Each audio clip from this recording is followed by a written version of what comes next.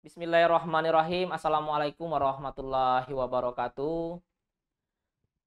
Pada kesempatan kali ini, saya akan menyampaikan ataupun memberikan materi terkait panduan ya istilahnya, panduan bagaimana teknik kita dalam merekam ataupun merekam video ya, teknik merekam video di dalam menggunakan smartphone ataupun handphone kita. Nah, jadi sekarang kan ya mayoritas kita sudah memiliki handphone, tetapi kita belum tahu nih bagaimana cara penggunaannya, cara menggunakan dan merekam. Yang kita tahu cekrek cekrek cekrek kalau misalnya foto, tetapi kalau untuk merekam juga kita rekam-rekam sehingga hasilnya kurang maksimal. Nah, sebenarnya video kita itu, video HP kita sendiri sekarang itu sudah memiliki fitur yang banyak, apalagi memang sekarang sudah canggih-canggih dan bisa mengalahkan misalnya kamera-kamera profesional. Nah, bedanya kita ini bisa tidak cara menyeting, mengambil dan melakukan bagaimana tekniknya agar hasil video kita itu hasilnya itu maksimal seperti halnya video-video profesional. Nah, selain itu smartphone ini ya merupakan salah satu alat ya yang biasanya kita jadikan andalan dalam mengabadikan momen penting di kehidupan saat ini. Nah, biasanya dalam mengabadikan momen tersebut kita menggunakan kamera yang untuk memotret dan juga untuk merekam video. Tapi ya itu tidak semua orang bisa mengoperasikan kamera dalam merekam video sehingga hasilnya kurang memuaskan. Padahal semua orang itu mestinya bisa melakukannya apabila mereka itu mengerti dan mengetahui bagaimana dasar-dasar dalam pengambilan video sehingga hasilnya itu profesional. Nah, adapun cara yang pertama ya. Yang pertama itu kita dalam melakukan perekaman video jangan melakukan perekaman vertikal. Vertikal itu kalau kita lihat seperti ini, misalnya kita set agak berdiri seperti ini, itu adalah vertikal. Nah, ini kita biasa gunakan karena kita misalnya kayak teman-teman misalnya yang misalnya foto selfie set, video seperti itu dia akan memang lebih mudah dan gampang. Tetapi memang di dalam vertikal itu kita pengambilannya gampang, mudah dan lain sebagainya. Tetapi dan juga dapat misalnya memberikan unggahan, lebih mudah mengunggahnya ke media sosial baik itu misalnya Instagram ataupun WA Story. Nah, tetapi video vertikal ini tidak akan menarik ataupun tidak akan kompatibel, istilahnya tidak akan lebih enak dilihat di device lain. Misalnya di layar komputer, terus kita lihat juga di di misalnya di YouTube. Nah, itu tidak akan mempersulit. Apalagi misalnya ditampilkan di TV karena yang namanya televisi, YouTube dan lain sebagainya itu ya atau layar komputer itu kan berupa horizontal, jadi berupa landscape. Jadi tampilannya kita harus mengambil itu berupa horizontal ataupun landscape. Nah, kalau kita sudah melakukan seperti itu, yang posisi kita sudah mengambilnya seperti itu, dia akan lebih istilahnya itu lebih bagus ya, lebih bagus untuk kita lakukan di dalam pengambilan itu akan lebih bagus sehingga kita saat ini kalau misalnya teman-teman sudah tahu kita ketahui saat ini kita harus bisa nih membiasakan diri untuk pengambilan videonya dengan cara yaitu dengan horizontal. Nah, kenapa tadi misalnya saya tidak sarankan untuk mengambilnya itu menggunakan vertikal? Karena kalau teman-teman lihat nih, misalnya teman-teman lihat di komputer, itu akan lebih apa ya?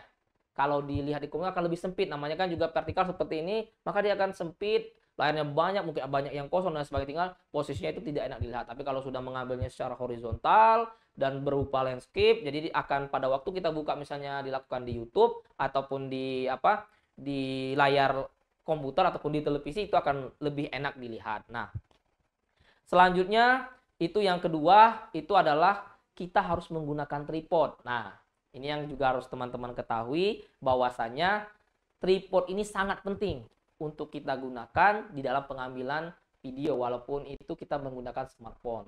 Karena ini yang namanya tripod itu kita akan lebih mudah ataupun lebih stabil dalam pengambilan videonya. Misalnya kita nih kalau kita kebiasaan mengambil otomatis apa pengambilan landscape dengan menggunakan kedua tangan set. Nah, lama-lama kalau misalnya kita ambil itu lama, maka kita akan terasa pegal nih. Tapi kalau sudah menggunakan tripod, itu kita bisa mengambilnya secara maksimal. Kita taruh tripodnya, posisinya di mana, dan juga di dalam pengambil kita tidak harus memantangin, tapi kita sudah fokuskan pertama di dalam tripod itu sehingga lebih mudah dan kita tinggal melihat posisinya itu lebih bagus sehingga tidak akan ada goyangan-goyangan yang karena video profesional itu tidak akan ada goyangan sedikit pun. Nah, seperti itu. Nah, selanjutnya di dalam tripod itu sendiri kan banyak sekali nih.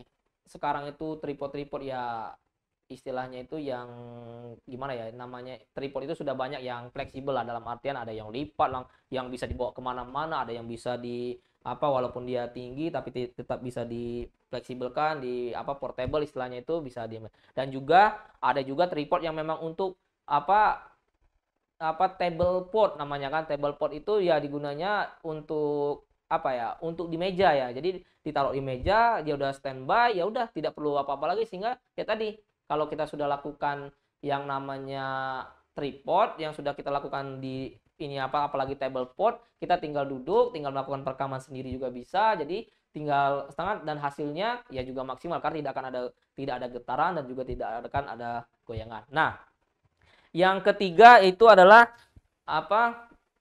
kita harus melakukannya fokus secara manual. Nah, kita ketahui bahwasannya di dalam pengambilan video itu kalau misalnya fokusnya itu kan kadang-kadang tidak manual, secara otomatis. Nah, biasanya itu kita memang pengambilannya itu secara cepat atau secara kita kalau kamera masih boleh lah kita ngambilnya, kalau untuk foto-foto itu masih bisa kita gunakan sebagai otomatis, tetapi kalau untuk video jangan. Karena kenapa? Kalau video itu secara otomatis ataupun pengambilannya fokusnya otomatis, maka dia bergeser sedikit maka fokusnya akan berubah. Nah, akan berubah ini, posisi yang berubah ini jadi akan otomatis berubah juga. Jadi yang kita misalnya nyorot ke satu titik, tiba-tiba itu gerakan sedikit, maka dia akan berubah. Jadi fokusnya akan berubah ke posisi lain. Nah, makanya disarankan untuk melakukan di dalam pembuatan video atau pengambilan video fokusnya secara manual. Nah, caranya kalau di smartphone tinggal gampang, tinggal diklik aja nanti di fokusnya yang mana, terus setelah itu nanti baru akan muncul bahwasanya ada muncul tanda kunci di dalam video itu. Nah, sehingga kita mau ke arah manapun dia akan tetap fokus di dalam di dalam pengambilan video. Nah, kenapa saya tidak menyarankan seperti itu tadi? Misalnya biarlah otomatis karena kita tidak tahu setting dan sebagainya. Nah, itu memang kita nggak, tetapi kalau misalnya kita melakukan secara otomatis tadi yang namanya pencahayaan, misalnya yang tadinya terang tiba-tiba otomatis pudar, dan ataupun sebaliknya tadi misalnya udah fleksibel tiba-tiba nanti tiba-tiba nanti dia akan terang. Nah, makanya kita harus fokus di dalam pengambilan video di smartphone itu, kita klik misalnya di pertama klik udah selesai, setelah itu nanti baru kita lakukan pengambilan mau ke arah pun manapun dia akan tetap fokus karena fokusnya sudah dikunci. Nah, terus yang selanjutnya mungkin kita akan melakukannya itu jangan ngezoom ya, jangan dilakukan zoom, karena kalau misalnya kita melakukan zoom, otomatis yang namanya kamera smartphone ini dia itu berupa digital zoom, bukan optical zoom. Jadi kalau misalnya optical zoom dia akan enak lebih misalnya di zoom, tetapi kalau untuk di kamera kita smartphone kita ini jangan menggunakan zoom karena dia akan nanti hasilnya kalau kita tiba-tiba zoom otomatis itu akan melakukan kualitas videonya akan berkurang. Nah, itu rata-rata video mungkin ya kalau sudah canggih ya mungkin, tapi ini sekarang itu istilahnya itu memang masih rata-rata penggunaan saat ini itu kalaupun di zoom dia akan pecah sehingga hasilnya tidak menarik dan juga kualitas videonya lebih buruk. Nah, makanya saya sarankan kepada teman-teman jangan sekali-kali untuk mengezoom. Kalau misalnya mau memang ngezoom ataupun memang ada yang mau diambil, lebih baik teman-teman maju nih, misalnya lebih majukan ataupun lebih diarahkan kepada fokus utama ataupun objeknya. Jangan sampai kita melakukan pengezooman dari smartphone kita itu sendiri. Nah, setelah yang kita zoom jangan semuanya, kita akan selanjutnya itu kita perhatikan terkait pencahayaannya. Nah, karena kenapa? yang namanya juga pengambilan video itu pencahayaannya itu adalah memang yang utama. Ya memang yang bagusnya itu ya apa? Kita harus mengambil video itu menggunakan cahaya matahari yang bagusnya. Akan tetapi kan teman-teman ketahui kita kan tidak mungkin nih dalam 24 jam itu matahari muncul terus setiap hari, dan juga kita tidak mungkin mengambilnya di luar terus atau di outdoor terus, tapi kadang-kadang kita mengambilnya itu di dalam ruangan ataupun di malam hari sehingga pencahayaannya itu penting. Nah, sekarang sudah banyak sekali nih pencahayaan portable yang bisa teman-teman gunakan untuk melakukan syuting atau pemanggilan video. Nah, kalau misalnya teman-teman, aduh saya nggak bisa tidak bisa membeli ataupun tidak memiliki lighting atau pencahayaan secara portable itu, teman-teman ya tinggal gampang, ada HP teman dipinjam nih, kita gunakan cahaya HP teman itu sudah cukup untuk memastikan. Nah, dan juga jangan coba-coba untuk menggunakan flash di dalam kamera, karena kenapa? Kalau kita menggunakan flash yang ada, kita bisa misalnya menggunakan flash yang ada, kita itu akan tampilannya akan misalnya objek yang utama wajah misalnya akan terang sekali di wajah kita, akan tetapi di dalam ataupun di background belakangnya akan terlalu gelap. Nah, kalau kita menggunakan portable daripada lighting tadi, pencahayaan tambahan itu, maka otomatis cahayanya akan stabil dan sebagainya. Memang sekarang memang banyak, tapi ya tadi kalau memang teman-teman tidak memiliki istilahnya itu yang namanya pencahayaan portable itu, teman-teman ya banyaklah, kita banyak akal lah, kita pun kadang-kadang menggunakan lampu yang biasa misalnya, kan nggak usah kita terlalu nyari ataupun mencari-cari yang memang profesional, nggak usah. Jadi misalnya ada lampu di dapur, nah misalnya ada lampu di dapur, kita bisa ambil, kita beli soketnya untuk colok untuk kita pasang, kita colokkan, kita nyalakan. Jadi sekarang itu pengambilan video itu lebih fleksibel, kalau bisa semua yang terkait cahaya itu lebih lebih standar, terus misalnya bisa digunakan, dan sehingga pada waktu pengambilan pencahayaan videonya itu akan lebih maksimal gitu. Nah, kalau sudah semuanya tadi kita lakukan, mulai dari pengambilan yang pertama kita gunakan fokus sudah, terus kita cahaya sudah, terus juga yang namanya zoom jika jangan, fokus juga kita ambil, terus ini semuanya sudah kita lakukan. Nah, kita audio. Nah, audio ini juga sangat menentukan dalam sebuah pembuatan video. Nah, untuk audio ini kita harus menambahkan video extender. Nah, biasanya sudah audio extender. Nah, banyak sekali nih mikrofon extender ini yang dipakai sekarang, yang bisa digunakan melalui smartphone, bisa ditempel di dalam di baju dan sebagainya, itu bisa kita gunakan. Nah, kenapa kita butuh ini? Karena kenapa? Kita tidak suatu saat ataupun tidak sewaktu-waktu itu ataupun tidak terus-menerus itu akan mengambil video di dalam ruangan yang hening, tidak terus-menerus akan mengambil di ruangan yang tidak bising.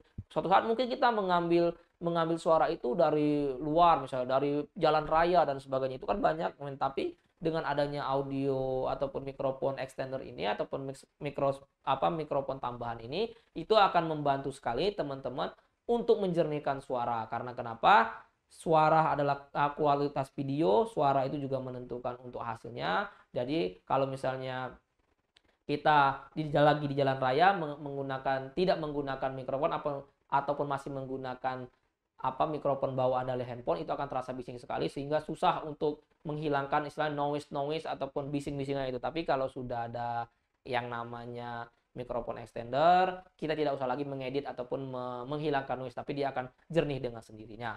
Nah, mungkin itu aja ya informasi ataupun cara-cara panduan teman-teman untuk mengambil ataupun merekam video secara dengan menggunakan smartphone teman-teman. Jadi tidak perlu lagi teman-teman khawatir nih bahwasanya bagaimana tidak usah sekarang gitu. Jadi dengan sekarang dengan smartphone yang sudah ada teman-teman itu bisa diambil ataupun bisa melakukan kualitas video itu yang profesional. Karena kenapa?